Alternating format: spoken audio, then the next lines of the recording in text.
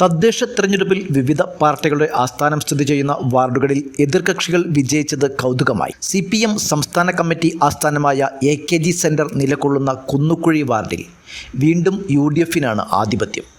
UDFിൻ്റെ Mary പുഷ്പയാണ് 697 വോട്ടിൻ്റെ ഭൂരിപക്ഷത്തിൽ വിജയിച്ചത്. CPMൻ്റെ IP ബിനുവിനെ തോൽപ്പിച്ച മേരി പുഷ്പത്തിൻ്റെ ഹാട്രിക് വിജയം കൂടിയാണിത്. അതേസമയം കോൺഗ്രസ് ആസ്ഥാനമായ ഇന്ദിരാഭവൻ സ്ഥിതി ചെയ്യുന്ന ശാസ്തമംഗലം വാർഡിൽ BJPയാണ് വിജയിച്ചത്. മുൻ DGP R ശ്രീലേഖ LDFൻ്റെ R അമൃതയെ 708 വോട്ടിനാണ് പരാജയപ്പെടുത്തിയത്. BJP സംസ്ഥാന ഓഫീസായ മാരാർജി ഭവൻ സ്ഥിതി ചെയ്യുന്ന തമ്പാനൂർ വാർഡിൽ വിജയിച്ചത് കോൺഗ്രസിലെ R ഹരികുമാറാണ്. 130 വോട്ടിനാണ് ഹരികുമാർ LDFിലെ ജയലക്ഷ്മിയെ തോൽപ്പിച്ചത്. BJP സിറ്റി ജില്ലാ അധ്യക്ഷൻ തമ്പാനൂർ സതീഷ് ഇവിടെ 3ാം സ്ഥാനത്തായി.